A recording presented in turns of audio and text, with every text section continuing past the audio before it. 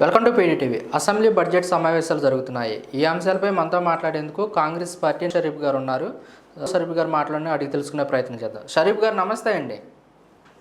నమస్తే సార్, 2 రోజుల నుంచి అసెంబ్లీ బడ్జెట్ సమావేశాలు జరుగుతున్నాయి, ఏమంటారు మీరు?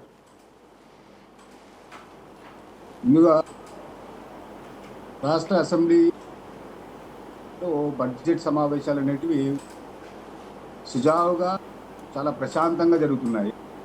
దానికి కారణం ఏమంటే ఎంతో హుందాగా వాళ్ళు రాష్ట్ర బడ్జెట్ని వివిధ రంగాలు కేటాయించినటువంటి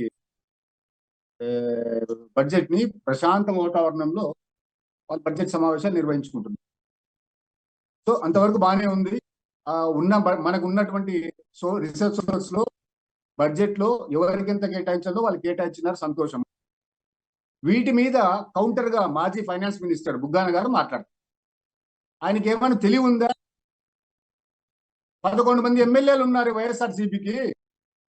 అసెంబ్లీలో బడ్జెట్ సమావేశాలు జరుగుతున్నాయి.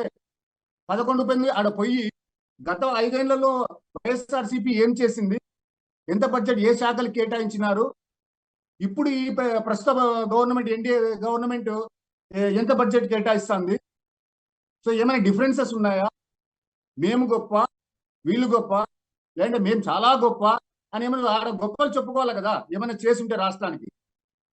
ఏం చేసినారనే ఆడ బడ్జెట్ సమావేశాలు లేకపోతే నేను ప్రెస్ మీట్ పెడతాను. మేము ఇది చేసినాము, ఇది చేయలేదు, అది వద్దు, బేసిక్ థింగ్ మాట్లాడు. పబ్లిక్ గెలిపించినారు, మీకు 11 మంది ఎమ్మెల్యేలు వచ్చినారు పార్టీకి. బడ్జెట్ సమావేశాలు పోవడానికి ఈగో ప్రాబ్లమా, హోదా ప్రాబ్లమా, ట్రాన్స్పోర్టేషన్ ప్రాబ్లమా, ఫుడ్ ప్రాబ్లమా, బడ్జెట్ ప్రాబ్లమా, టికెట్లకు డబ్బులు లేవా, వెహికల్స్కి డీజిల్ లేదా? మీకు చెప్పండి. మీకు ఓట్లేసిన ప్రజలు మీకు డొనేషన్ ఇస్తారు. అరే మీకు బడ్జెట్ సమావేశాలు జరుగుతా అంటే 11 మంది ఎమ్మెల్యేలు అక్కడ కూర్చొని ఏ బడ్జెట్ అయితే మీకు సంబంధించింది మీకు అనుకూలంగా లేదో, ఏ విందుకు అయితే సరిగ్గా లేదో బడ్జెట్, దాని మీద మీరు అక్కడ వ్యతిరేకించండి, పోరాడండి. పబ్లిక్ అప్పుడే యాక్సెప్ట్ చేస్తారు మీకు ఓట్లు వేసిన వాళ్ళు. ప్రజలు కూడా మళ్ళీ రైట్, మా కోసం ఫైట్ చేస్తున్నాడు అని చెప్పేసి. మీరు సమావేశాలు పోకోకుండా మీకు ఈగో ప్రాబ్లమ్స్ వచ్చి మీ స్థాయి మర్చిపోయి మీరు ప్రైవేట్గా బయటకు వచ్చి ప్రెస్ మీట్లు పెట్టి కౌంటర్ మాట్లాడితే అది ఎవరు యాక్సెప్ట్ చేయరు. రాష్ట్రంలో మీకు ఓట్లు వేసిన ప్రజలు ఎవరు యాక్సెప్ట్ చేయరు. మీ ప్రజలే కాదు, పబ్లిక్ కానీ ఇతర పార్టీలు కూడా యాక్సెప్ట్ చేయరు.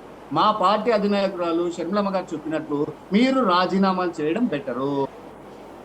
ఒకవేళ రాజీనామాలు చేసి మళ్ళీ మీరు పబ్లిక్లోకి పోయి ఎన్నికలు పోండి, అదే బెటర్. అంతవరకు మీకు బడ్జెట్ మీద మాట్లాడేటువంటి అర్హత లేదు 11 మంది ఎమ్మెల్యేకి, వైఎస్ఆర్సీపీకి. మేము మాట్లాడతాం. మాకు ఒక్క సీట్ వచ్చినా కూడా మేము మా గొంతుని వినిపించే వాళ్ళం అసెంబ్లీలో. రాష్ట్రంలో ఉన్నటువంటి కాంగ్రెస్ క్యాడర్ అంతా ఒక్క ఎమ్మెల్యే వెనకాల ఉండేది. ఏ ఒక్క విషయం మీద అయినా కూడా ఒక్క ఎమ్మెల్యే లోపల ఉండినా కూడా, ఫైట్ చేసినా కూడా స్టేట్ అంతా మా క్యాడర్ అంతా ఉండేది వెనకాల. మా నాయకులు షర్మిలమ్మ గారు చెప్పినట్టు వాళ్ళు రాజీనామాలు చేయడమే బెటరు.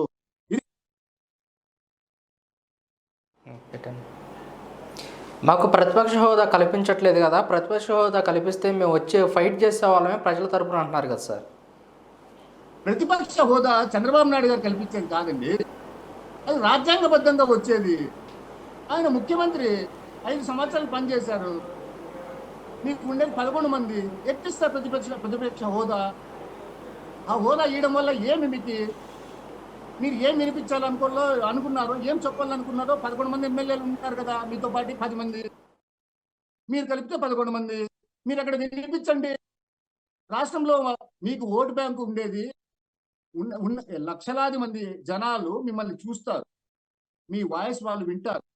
మీరు మాట్లాడేది కరెక్ట్ అయితే మిమ్మల్ని ఆదరిస్తారు, గౌరవిస్తారు. మీరు మళ్ళీ ప్యాలెస్లోనే కూర్చొని ప్రెస్ మీట్లు పెట్టి మాట్లాడితే అది పద్ధతి కాదు కదా. కేవలం ప్రతిపక్ష హోదా లేదని మాత్రమే మీరు అసెంబ్లీకి పోవడం లేదు అని మాత్రం మీరు డైరెక్ట్ మీడియాలో చెప్పండి. ఓ పని చేద్దాం, ఇంకా తప్పదు, మీకు ప్రతిపక్ష హోదా కావాల్సిందే, ప్రతిపక్ష హోదా వస్తే అసెంబ్లీకి పోతామంటే గినా మేము కూడా ఇంకా జనాలను కూడా రిక్వెస్ట్ చేస్తాం. ఎందుకంటే వివిధ పార్టీలు కానీ ప్రజా సంఘాలు కానీ వాళ్ళను కూడా అందరూ సాయం చేయండి అమ్మా జగన్మోహన్ రెడ్డి గారికి, ఆయనకి ప్రతిపక్ష హోదా వస్తేనే అసెంబ్లీకి పోతారంటే చాలా ఇబ్బందులు పడుతున్నారు ఆయన అని చెప్పేసి మేము కూడా మాట్లాడతాము. సమయం సందర్భం వస్తే మా అధ్యక్షురాలు కూడా మేము రిక్వెస్ట్ చేస్తాం, మేడం దయచేసి కొంచెం అట్లా చెప్పండి. ఆ ప్రతిపక్ష ఏదైనా హోదా ఏమన్నా వచ్చేటట్లుంటే లేదా ఏదైనా జీవో రాజ్యాంగం లేదన్నా కొంచెం అట్లా తగ్గించే విధంగా ఎమ్మెల్యే సీట్ తక్కువ వచ్చినా కూడా ఇవ్వాల్సిందే అనేది ఏమైనా ఆప్షన్ ఉంటే చూడండి మేడం. కొంచెం ఫైట్ చేయండి ఢిల్లీ వరకు ఏదన్నా అని చెప్పేసి మేము రిక్వెస్ట్ చేస్తాం. ప్రతిపక్ష హోదా ఇచ్చినా కానీ అసెంబ్లీలోకి మేము అడుగు పెట్టినా కానీ మా మైకులు కట్ చేస్తారు, మాకు సమయం ఎవరంటూ కూడా అంటుంది వైసీపీ. గతంలో ఏం చేసినారు 5 సంవత్సరాలు? గతంలో 5 సంవత్సరాలు వైఎస్ఆర్సీపీ గవర్నమెంట్ ఏం చేసింది? ఎవరెట్లా మాట్లాడినారు? ఎలాంటి భాష వాడారు? రోజా ఏ రోజైనా సమస్యల మీద మాట్లాడిందా? టూరిజం మినిస్టర్ ఏ రోజైనా సమస్యల మీద మాట్లాడిందా? డెవలప్మెంట్ మీద మాట్లాడిందా? ఇరిగేషన్ మినిస్టర్ అనిల్ కుమార్ యాదవ్ ఒక టర్మ్ ఏ రోజైనా మాట్లాడాడ పోలవరం మీద? బుల్లెట్ దిగిందా లేదా? వెటకారం ఇవే సినిమా హాల్ అదేమన్నా? నీకు అంత ఇంట్రెస్ట్ ఉంటే టీవీ సీరియల్ తీసుకోవాలంటే సినిమాలో పోయి ఎవరుగా నీ దగ్గర డబ్బు ఉంది కదా దోచుకుంది, ఒక సినిమా తీ సొంతంగా నువ్వే హీరోగా లేదంటే కమెడియన్ గా ఉండు. అయిపోయింది. అంబటి రాంబాబు, శ్రీకాళహస్తి బిఎఫ్ మధుసూన్ రెడ్డి, ఎవరు కరెక్ట్ గా హుందాగా ఒక మంత్రిగా ఒక ఎమ్మెల్యేగా గత ప్రభుత్వంలో అసెంబ్లీలో ఒక్కరిని చూపించండి. ఒక్కరిని చూపించండి. ఎంతసేపు ఉన్న ప్రతిపక్షం మీద పడ్డము, ఆ చంద్రబాబు నాయుడు గారిని దిగజారే మాటలు మాట్లాడడము, లేదంటే వాళ్ళ నాయకులకు సంబంధించి మాట్లాడడం, పార్టీకి సంబంధించి మాట్లాడడం, ఇవే తప్ప స్టేట్ డెవలప్మెంట్ గురించి కానీ, ఫైనాన్షియల్ క్రైటీరియా గురించి కానీ, ఇండస్ట్రీస్ గురించి కానీ, విద్యార్థుల గురించి కానీ, కార్మికుల గురించి కానీ, కర్షకుల గురించి కానీ, మహిళల గురించి కానీ ఏదన్నా ఈ టాపిక్ ఎప్పుడన్నా జరిగిందా గత 5 ఏళ్లలో అసెంబ్లీలో? 24 గంటలు చంద్రబాబు నాయుడు గారు లాస్ట్ ఆయన ఇది కౌరవ శోభ అని చెప్పేసి వెళ్ళిపోయాను. వాకౌట్ చేసుకుని వెళ్ళిపోయా. నేను సీఎం అయితేనే మళ్ళీ వస్తాను, అంతవరకు రాను స్వామి, దేవుడు నీ దండం అని చెప్పి వెళ్ళి. అది వీళ్ళ గొప్పదనం గత అసెంబ్లీలో. ఇప్పుడు వీళ్ళు మాట్లాడతారు. మళ్ళీ ఇప్పుడు ఎంత బాగా జరుగుతుంది అసెంబ్లీ, ప్రశాంతంగా ఎంత బడ్జెట్ పెట్టాలా ఏమి అని చెప్పి వాళ్ళు మాట్లాడుకుంటున్నారు, అంతే చేసుకుంటారు. ఇప్పుడు రఘురామకృష్ణరాజు గారు డిప్యూటీ స్పీకర్ అన్నారు. ఇంకెందుకు వస్తాడు ఆయన? ఇంకా 5 ఏళ్లలో కనపడే ప్రసక్తే లేదు. అయిపోయింది. ఒకవేళ ఆయన కాకపోతే ఏమన్నా వచ్చిండేవాడేమో కానీ ఇంకా వచ్చే ప్రసక్తి అదే జగమెరిగిన సత్యం. అది చెప్పాల్సిన అవసరం లేదు. మన దాని గురించి డిస్కషన్ చేయాల్సిన అవసరం. చెప్పిన హామీలు నెరవేర్చట్లేదు కదా, మేము ప్రతిపక్ష హోదాలో ఉండి వస్తే నిలదీస్తామన్న భయంతోనే మాకు ప్రతిపక్ష హోదా ఇవ్వట్లేదని వైసీపీ అంటున్నమాట. అంటే 5 నెలలకే చెప్పిన హామీలన్నీ ఇంప్లిమెంట్ చేస్తుంది ఏదైనా గవర్నమెంట్. 5 నెలలకే. గతంలో వాళ్ళ వైసీపీ మళ్ళీ ఏమి వద్దు, ఒకటే ఒక టాపిక్ వైఎస్ఆర్సీపీ. నేనున్న పని చేసిన 14 సంవత్సరాలు ఆయనతో పాటు తిరిగినాము. ఓదార్పు యాత్ర నుంచి పాదయాత్ర వరకు తిరిగినాం. అన్ని కష్టాలు నష్టాలు పడినాం. ఏది మందు గురించి మాట్లాడమనండి. వేరే టాపిక్ ఏమొద్దు. మొత్తం మందు పూర్తిగా బంద్ చేస్తానని చెప్పు. తెల్లవారుజామున 6:30 నుంచి 7:30కి షాపులు ఓపెన్. వైజాగ్లోని ప్రచారంలో ఉన్నప్పుడు బార్లు, బెల్ట్ షాపులు సిటీలో ఏ ఊర్లోకైనా విజయవాడలో అయినా సరే 6కే ఓపెన్. తెల్లవారుజాము పల్లెల్లో బెల్ట్ షాపులు. వాళ్ళు మందు ఏమన్నా క్వాలిటీ అమ్మినారా? Cheap liquor. చచ్చిపోయినారండి మందు జనాలు. వేల మంది చనిపోయినారు. లక్షల మంది సంసారాలకి పండ్లకి పనికిరాక చెట్ల కింద పడుకున్నారు పల్లెల్లో. అలాంటి మందు అమ్మినారు.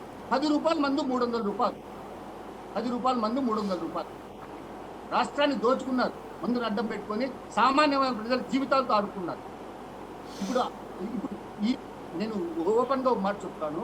మందు వల్ల చనిపోయి రోడ్లలో పడినటువంటి కుటుంబాల యొక్క ఉసురే ఇప్పుడు వైఎస్ఆర్సీపీ.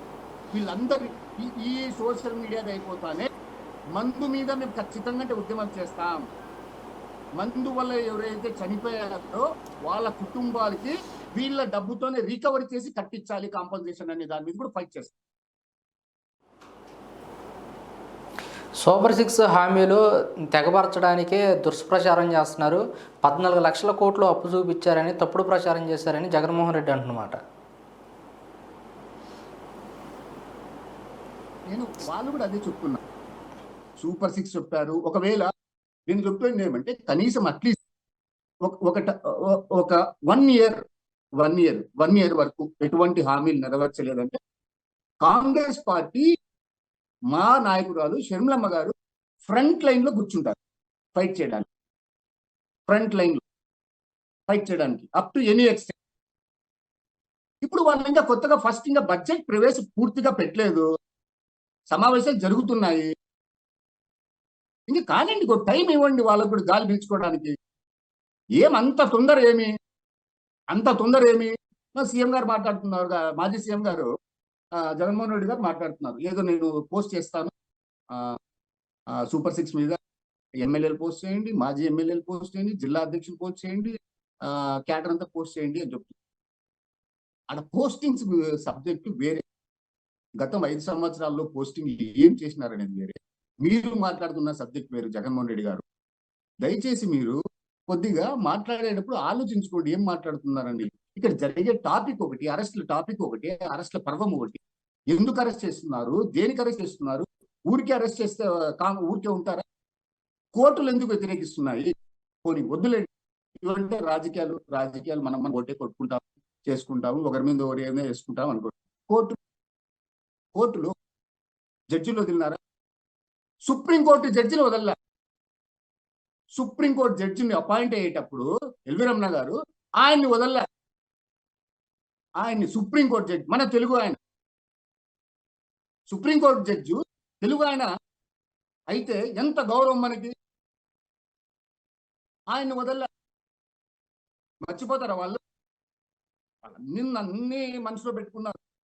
ఇక్కడ మనసులో పెట్టుకొని చేయాల్సిన అవసరం ఎవరికి లేదు.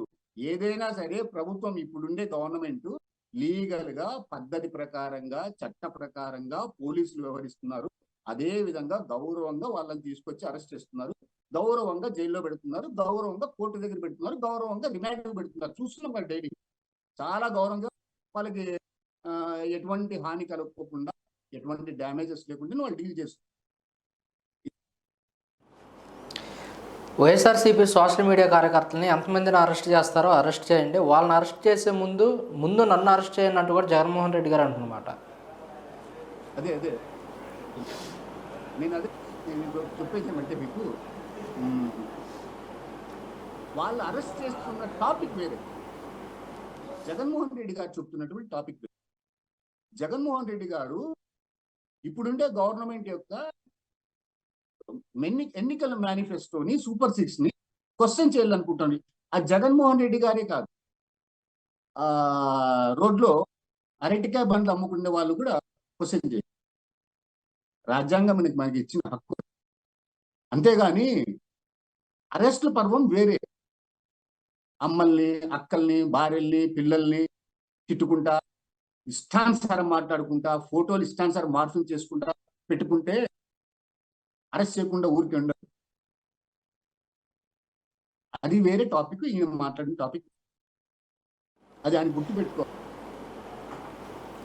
Okay sir, thank you.